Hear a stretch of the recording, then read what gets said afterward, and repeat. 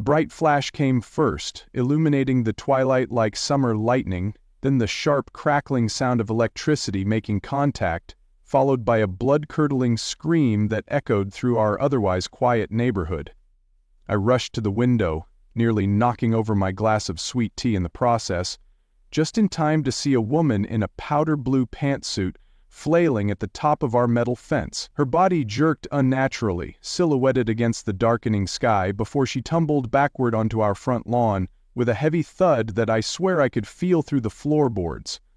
Her clipboard, that ever-present symbol of her authority, landed beside her with a hollow sound against the grass, papers scattering in the evening breeze like oversized confetti. From my vantage point, I could see the slight wisps of smoke rising from her fingertips as she lay motionless for what felt like an eternity, though it was probably only seconds. The acrid smell of singed hair and burned fabric wafted through my open window, mixed with the sweet scent of the magnolia tree that Grandpa had planted for Grandma on their 30th anniversary. Then came the groaning, low and pained, followed by unintelligible cursing that grew progressively louder and more coherent as she regained her faculties. That's when I heard the familiar sound of our old screen door creaking open on its rusty hinges, and Grandpa stepped onto the porch, his weathered hand gripping his old Remington shotgun, the same one he'd carried through the rice paddies of Vietnam, the other holding what looked like a small black remote control that he'd fashioned from parts ordered through a catalog. His posture was relaxed but alert, the stance of a man who had seen far worse than an entitled woman suffering the consequences of her own actions. His voice was steady, almost casual, as he called out to the woman still sprawled across our lawn, her designer pantsuit now stained with grass and dirt. "Told you not to touch my fence, Karen!" The words hung in the air like a verdict. The neighbors who had gathered at the commotion, the Johnsons from across the street, old Mrs. Abernathy with her evening shawl wrapped around her shoulders, and several others I didn't recognize as well, quickly dispersed, eyes averted, conversation suddenly hushed. And from that moment forward, no one in our neighborhood ever questioned Grandpa again. It all started when Whispering Pines, our quiet rural community where my family had lived for 4 generations, became the target of revitalization. What that really meant was wealthy city folks buying up farmland, building cookie-cutter houses with names like the Lexington and the Windsor, and eventually forming a homeowners association to preserve property values, a phrase that would soon become the bane of our existence. Our little corner of the county had once been a place where neighbors knew each other's business but minded their own, where handshake agreements meant more than written contracts, and where the worst offense you could commit was not waving when passing someone on the road. All that changed when the developers arrived with their bulldozers and architectural renderings, promising a new era of prosperity for what they called an underutilized agricultural zone. Our home sat on 10 acres of land that my great-grandfather had purchased after returning from World War II, determined to create a place where he could raise his family away from the noise and complications of city life. The old man had worked the midnight shift at the steel mill for 30 years to pay off that land, my grandpa used to tell me, and he'd sooner have cut off his right arm than sell a single acre. We had an old farmhouse with a red tin roof that had certainly seen better days, the paint peeled in places, and certain floorboards had a distinctive creak that served as an early warning system for kids trying to sneak in past curfew. But it was our home, filled with history and memories that no homeowners association could possibly understand or appreciate. We raised chickens that sometimes wandered where they shouldn't, grew vegetables in a garden that sprawled rather than conforming to tidy rows, and kept my brother's old tree house in the oak tree out front, even though he'd long outgrown it. To the newcomers, we were an eyesore. To ourselves, we were just living the way we always had, the way that made sense to us. Grandpa, who had served in Vietnam and returned with both physical and invisible scars, had fortified the property years ago with a custom steel fence he'd designed and welded himself in the old barn that had once housed dairy cows, but now served as his workshop. The fence wasn't for keeping people out originally. It was to give Grandpa a sense of security during those dark nights when the memories came back too strong and he needed to know exactly where his territory began and ended. It wasn't pretty, by suburban standards. 8 feet tall, with decorative but sharp finials along the top that Grandpa had modeled after the French Quarter ironwork he had admired during a rare vacation to New Orleans with Grandma before her passing. Some of our newer neighbors had complained that it looked militaristic or unwelcoming, but we knew it was just another of Grandpa's ways of imposing order on a world that had seldom made sense to him after what he'd seen overseas. The fence had never been electrified, at least not until Karen Williams moved into the neighborhood and was promptly elected as Homeowners Association president by a coalition of newcomers who outnumbered the original residents 3-1. Karen was everything you might expect. Freshly highlighted blonde bob that never moved even in the strongest breeze. Designer sunglasses perched on her head even on cloudy days, as if permanently attached. A collection of pastel-colored pantsuits for every day of the week, and an air of authority that she wielded like a weapon. She drove a white Lexus sport utility vehicle with a vanity plate that read KRNSLA. A joke, I suppose, though no one had ever seen her laugh at anything except perhaps the discomfort of others. From day one, she made it clear that our property was an eyesore that needed immediate attention. "Don't you care about your neighbor's property values?" became her constant refrain, delivered with a smile that never reached her eyes, and a tilt of her head that suggested she was speaking to particularly slow children, rather than adults, who had owned their property since before she was born. The first official notice arrived just 2 weeks after the Homeowners Association formation, delivered not by mail but by Karen herself, who stood on our porch with a manila envelope clutched in her manicured fingers like it contained state secrets. The document inside cited 15 separate violations from our non-regulation mailbox, a hand-painted one my little sister had decorated with sunflowers for Grandpa's birthday, to the unauthorized agricultural equipment visible from the road. That agricultural equipment was Grandpa's restored 1948 John Deere tractor that he had painstakingly brought back to life over 3 summers, sourcing parts from as far away as Nebraska and repainting it the original green and yellow himself. When my father politely explained that our property was grandfathered in and exempt from the new regulations according to county ordinances, Karen simply smiled a tight-lipped smile that resembled nothing so much as a paper cut, and said we would see about that. The threat was clear, even if her tone remained artificially pleasant. The harassment started small. Daily drive-bys, with Karen taking photos from her white Lexus sport utility vehicle, carefully documenting every blade of grass that grew too tall or every fleck of paint that dared to peel from our barn. She would slow down to a crawl as she passed our driveway, her camera lens poking out the window like the barrel of a gun, clicking away as if each snapshot was another bullet in her arsenal. My little brother took to making faces at her from behind the bushes until Mom caught him and explained that antagonizing Mrs. Williams would only make things worse. "But she started it," he protested, with the simple logic of a 9-year-old. Mom couldn't really argue with that. Then came the friendly drop-ins, where Karen would knock on our door with pamphlets about neighborhood beautification and community standards. The glossy brochures showed row after row of identical homes with identical landscaping, a dystopian vision of suburban perfection that made my skin crawl. My mother, ever the diplomat who had spent 20 years as a kindergarten teacher managing much more reasonable tiny tyrants, would accept them with a forced smile, while Grandpa would mutter something about constitutional rights and cold dead hands from his recliner in the living room, just loud enough for Karen to hear, but not quite loud enough for her to directly address.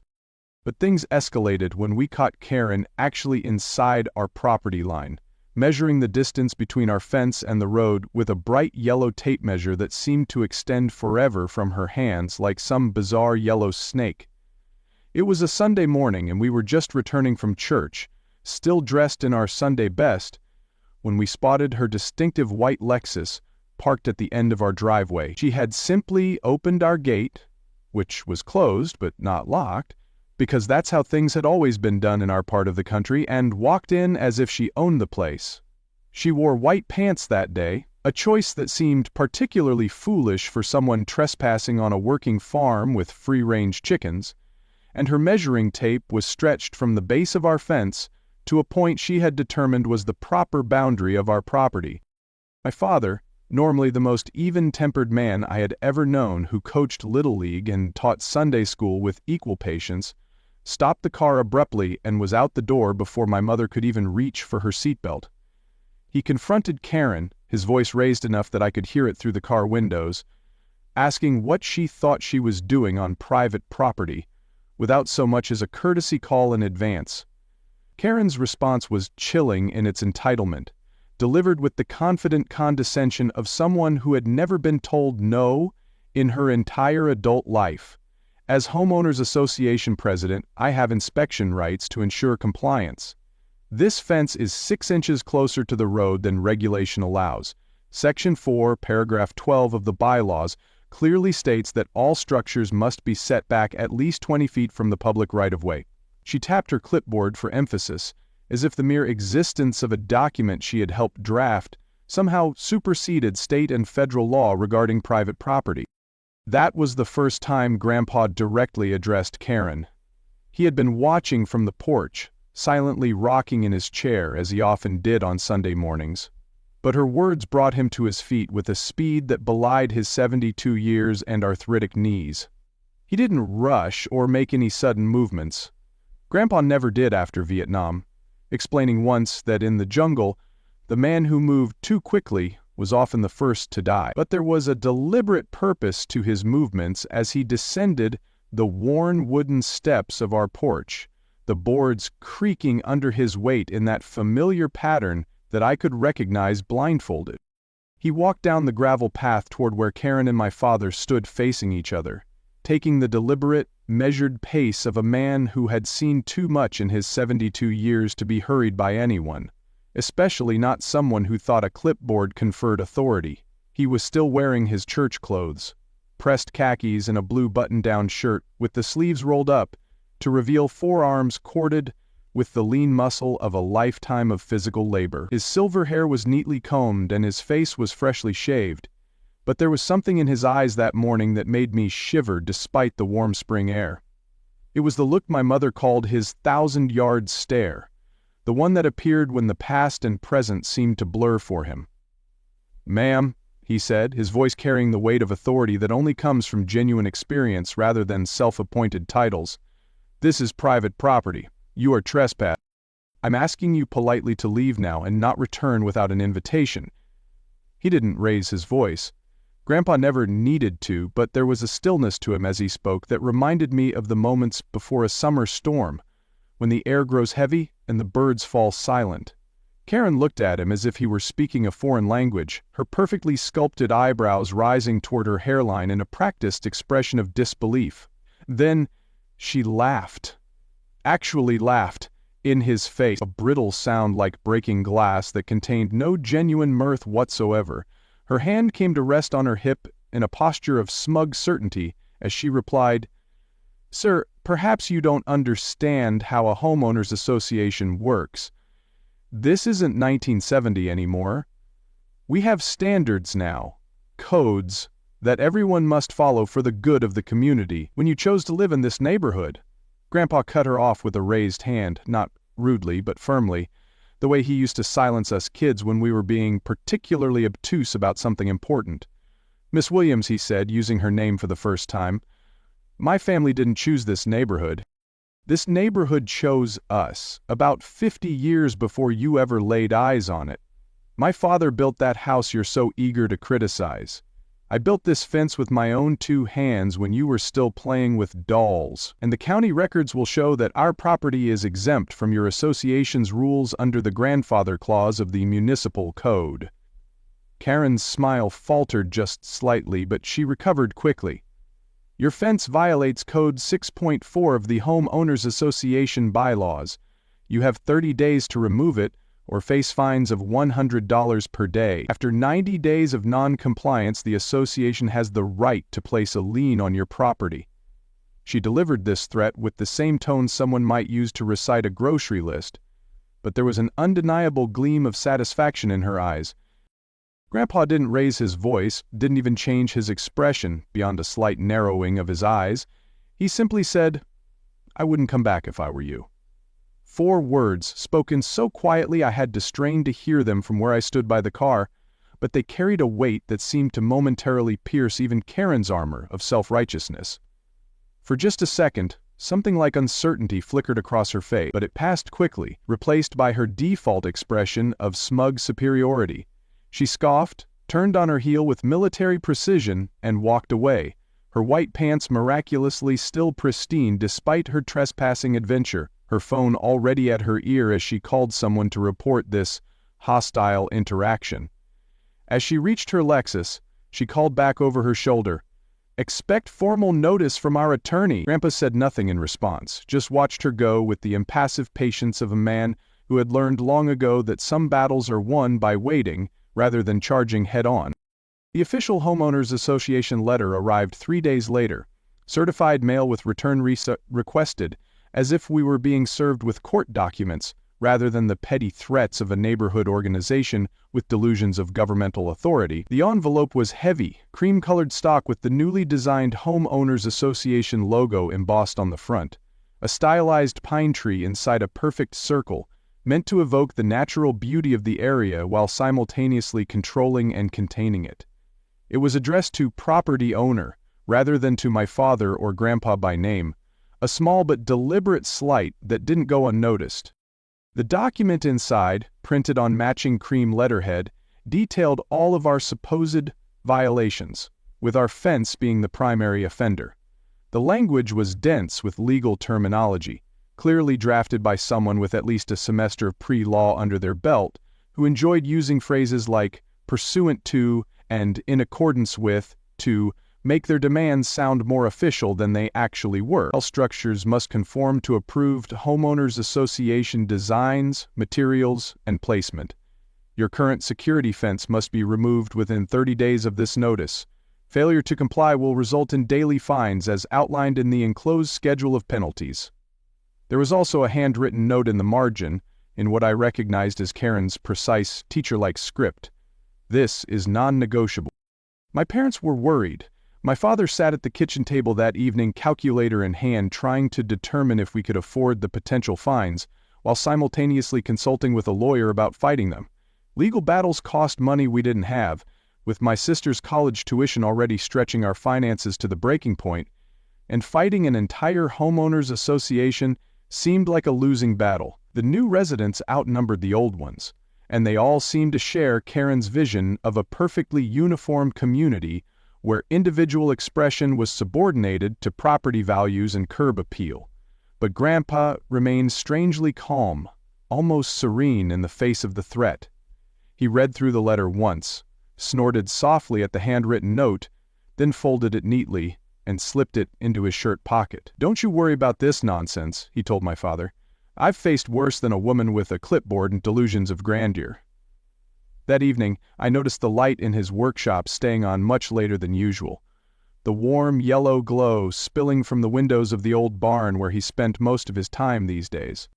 When I brought him a cup of coffee around midnight, as was our ritual whenever he worked late, me unable to sleep, him unable to stop working once he'd started a project, I found him hunched over his workbench, surrounded by wiring diagrams, electrical components, and his old engineering textbooks from his days working for the power company before retirement. Schematics and sketches were tacked to the walls, and a collection of tools I didn't recognize were laid out in precise rows on his secondary workbench. "What are you working on, Grandpa?" I asked, setting the steaming mug beside him on a coaster. He was always particular about not leaving rings on his wooden workbench. He looked up at me over the reading glasses perched on the end of his nose, a slow smile spreading across his weathered face. "Just making some improvements to the property," he said with a wink, that made me both curious and slightly nervous. There was a gleam in his eye that I recognized from past projects, the time he built a potato cannon that could launch spuds clear across our back field, or the summer he constructed a homemade weather station that was more accurate than the local news. It was the look of a man with a plan, and in my experience, Grandpa's plans tended to be either brilliant or slightly terrifying, often both. Over the next week, Grandpa spent most of his time working on what he called his security upgrade. He installed a series of small solar panels on the roof of his workshop, connected to what looked like car batteries stored in weatherproof containers. I helped him run insulated wiring along the inside of our fence, carefully hidden from view. When I asked what voltage he was planning to run through the fence, he patted my shoulder reassuringly. "Nothing lethal, child. Just enough to deliver a message. 24 volts. It'll hurt like the dickens, but it won't do any permanent damage unless someone has a heart condition they aren't aware of." He also installed small warning signs every 30 feet along the fence line that read, "Warning, security fence, no trespassing." They weren't large or particularly noticeable unless you were looking for them, but they were there. His legal protection, he explained. The final touch was a series of motion-activated trail cameras positioned to cover every angle of the property, feeding to a monitor in Grandpa's bedroom and recording to a hard drive hidden in the attic. After the installation was complete, he showed me a small remote control. "This is the activator," he explained. "The fence isn't live all the time. That would be dangerous for the wildlife and the neighbor kids. But this button here will send power to any section where the motion sensors detect someone trying to climb over. The bottom 6 feet are never electrified, just the top 2 feet with those decorative points." When I expressed concern about the legality of his security upgrade, Grandpa showed me a dog-eared copy of our county's property defense laws. "Perfectly legal in this county to defend your property with reasonable measures against repeated trespassers. I've documented every instance of that woman coming onto our land uninvited. We've given verbal warnings, we've posted signs. What happens next is on her, not us." For nearly 2 weeks, our property remained Karen-free. The letters kept coming, each more threatening than the last, but she didn't physically appear. We began to hope that perhaps she had taken Grandpa's warning seriously. That hope evaporated on a Saturday afternoon when we were all away from the house attending my little brother's baseball game. All except Grandpa, who had stayed home complaining of knee pain. We later learned from the security footage what happened in our absence. Karen arrived with 2 other Homeowners Association board members, clipboard in hand, and marched directly to our gate. Finding it locked, she announced to her companions, "This is ridiculous. They can't lock us out. We have covenant enforcement rights." When one of the other board members pointed to the warning sign and suggested perhaps they should call their attorney first, Karen dismissed him with a wave of her hand. "I'm not afraid of some old veteran's scare tactics. He's bluffing about the fence being electric. I'm going to document these violations once and for all." The footage showed Karen handing her clipboard to one of her companions, grabbing the fence with both hands and beginning to climb. She made it about halfway up when she noticed Grandpa standing on the porch, watching her. She paused momentarily, then called out something the camera's microphone didn't quite catch. Grandpa responded clearly, "Ma'am, that fence is electrified. Please come down before you hurt yourself." Karen laughed, loud enough for the camera to pick up, and continued climbing. She had just reached the decorative finials at the top when Grandpa raised the remote control. He gave her one last warning. "This is your final chance to respect private property." Karen had just swung one leg over the top of the fence, straddling it as she prepared to descend into our yard, when Grandpa pressed the button. The cameras caught everything: the sudden stiffening of her body, the look of shock that transformed her face, and the involuntary muscle spasms that caused her to lose her grip and tumble backward onto the grass. By the time we returned home from the baseball game, there was already a police car in our driveway. My heart sank, thinking Grandpa was being arrested. Instead, we found him calmly sitting at the kitchen table, showing the officer the security footage while Karen sat ice-packing her right hand in our living room, her face a mask of righteous indignation. "I want him arrested for assault," she was demanding as we walked in. "Executed me." The officer, a middle-aged man who had known our family for years, turned to us with a look that was more apologetic than concerned. "I'm just taking statements right now. Ms. Williams here claims she was deliberately injured while performing Homeowners Association duties. My father started to speak, but Grandpa raised his hand. "Show him the whole footage, from the beginning." The officer turned back to Grandpa's laptop, where the security video clearly showed Karen ignoring the warning signs, dismissing her colleagues' concerns, and climbing our fence despite Grandpa's verbal warnings. When the video ended, the officer closed the laptop and turned to Karen. "Ma'am, based on what I've seen, you were trespassing on clearly marked private property after being verbally warned multiple times. The electrical current was activated only after you ignored both posted and verbal warnings. I don't see grounds for assault charges here." Karen's face flushed an alarming shade of red. "You don't understand. The Homeowners Association has inspection rights. We have bylaws." The officer shook his head. "Homeowners Association bylaws don't supersede county trespassing laws, ma'am. And they certainly don't give you the right to climb someone's security fence after being expressly told not to." As if to punctuate his statement, he pulled out his notebook and began writing. "I am, however, going to document this trespassing incident. Another occurrence could result in criminal charges against you." Karen left our property that day in a state of barely contained fury, but the real fallout was just beginning. By nightfall, someone, we never discovered who, had uploaded a trimmed version of our security footage to the neighborhood social media group. It showed Karen's fence climbing adventure, her dismissal of warnings, and her rather spectacular fall in all its glory. By morning, it had been shared widely throughout the community, with neighbors we'd never even met coming to our defense in the comments section. "She tried to do the same thing to us," wrote one family. "She enters yards without permission all the time," commented another. The video became a catalyst for people to share their own Karen stories. And suddenly, the woman who had wielded the Homeowners Association like a personal fiefdom found herself facing a community in revolt. 3 days after the incident, we received a letter from an attorney representing Karen, threatening a lawsuit for malicious injury and intentional infliction of emotional distress. My parents were worried sick. We couldn't afford a lengthy legal battle. But Grandpa remained unruffled. "Let her try," he said, sipping his coffee, as if we were discussing the weather instead of potential financial ruin. The next day, he visited his old friend Judge Harmon, who had retired from the bench but still practiced law part-time. They spent hours reviewing the footage, the Homeowners Association bylaws, and our county's property defense statutes. When Grandpa returned, he was smiling.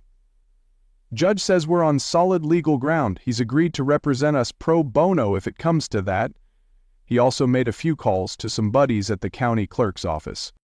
Those calls proved significant. Within a week, Karen received formal notice that the county was investigating her for potential harassment and repeated trespassing. Additionally, the sheriff's department issued an official statement clarifying that, in our county, defensive electrification of private property was perfectly legal as long as warning signs were posted and the voltage was below certain thresholds, both conditions that Grandpa had carefully met. The final blow came when someone anonymously sent the Homeowners Association board copies of text messages Karen had sent to various friends, explicitly stating her intention to provoke Grandpa into some kind of confrontation.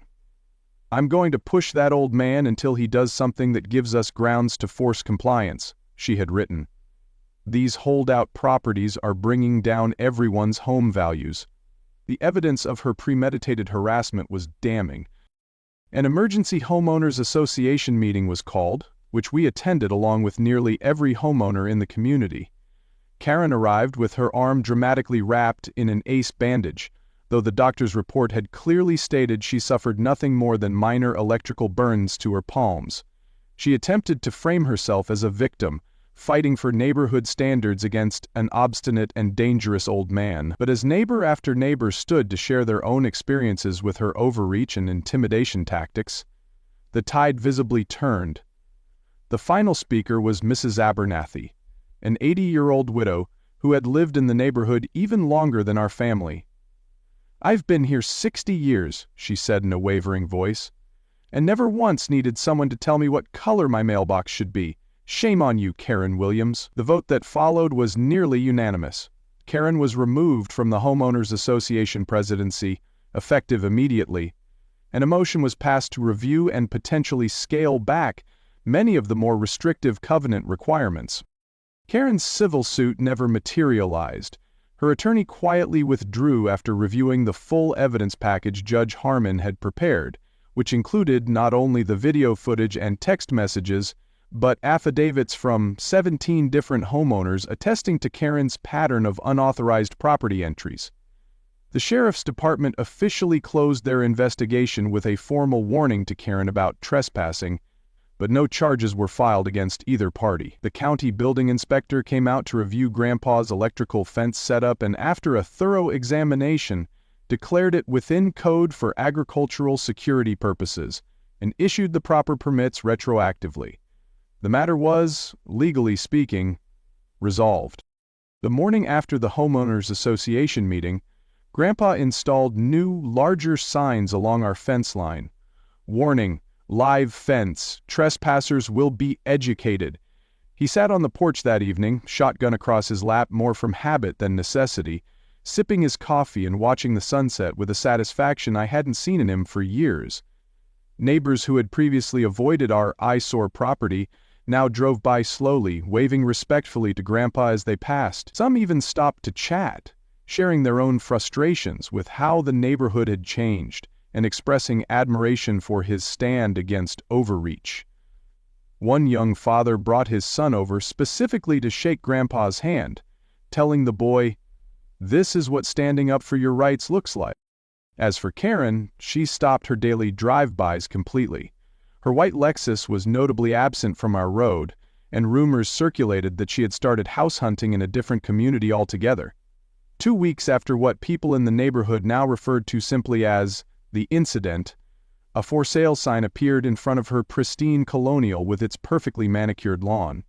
She held one open house, which was sparsely attended, then accepted an offer well below asking price. The moving trucks came on a Saturday morning, loaded up her furniture, and by afternoon, Karen Williams was gone from Whispering Pines. As the truck pulled away, I noticed Grandpa watching from our porch, his expression neither triumphant nor angry, just quietly satisfied. "Some folks just need to learn where the boundaries are," he said, more to himself than to me. "And some lessons stick better than others." The week after Karen left, a strange thing happened. The acting Homeowners Association president, Mr. Chen from down the road, stopped by our house. Instead of bringing violation notices or demands, he came with a proposal. Would Grandpa be willing to serve as a consultant on the revised Homeowners Association bylaws? They wanted someone with practical experience in property rights to help strike a balance between community standards and individual freedom. Grandpa considered the offer for all of 5 seconds before declining with a chuckle. "I'm not much of a committee man," he told Mr. Chen, "but I'm happy to look over whatever you come up with and tell you if it passes the common sense test." Mr. Chen seemed satisfied with this arrangement and left with a respectful nod to Grandpa that would have been unimaginable just a month earlier. Our fence remains standing to this day, its steel posts and sharp finials a reminder of boundaries that shouldn't be crossed. Grandpa still activates the electric system occasionally, mostly when we're away from home for extended periods, though no one has tested it since Karen's dramatic demonstration. The neighborhood has settled into a new normal, more or less restrictive, more respectful of longtime residents. We've even noticed some of the newer homes beginning to show touches of individuality, a wind chime here, an unapproved garden sculpture there, small rebellions against rigid conformity. As for Grandpa, he's become something of a local legend. People still slow down when they pass our house, pointing out the electric fence to visitors with a mixture of awe and amusement. I overheard one neighbor tell another, "That's the place with the fence that fried the Homeowners Association lady." The story grows with each telling, of course. In some versions, Karen was launched 10 feet into the air. In others, her hair turned completely white from the shock. Grandpa just smiles at these exaggerations and says nothing to correct them. "A little healthy fear keeps people honest," he told me once. And sometimes a fence isn't just to keep people out, it's to remind them to ask before they enter. I've noticed that on clear evenings, when the sun is setting and casting long shadows across our property, Grandpa often sits on the porch with a distant look in his eyes. Sometimes I sit with him, neither of us speaking, just watching the day end together. On one such evening, I finally asked him if he felt bad about what happened to Karen. He took a long time to answer, methodically tamping tobacco into his pipe and lighting it before replying. "I don't take pleasure in anyone's pain," he said finally, puffs of smoke punctuating his words. "But I don't regret defending what's ours. Some folks go through life thinking rules are just for other people. Eventually, they touch a fence and learn differently." He reached over and patted my hand, his calloused palm rough against my skin.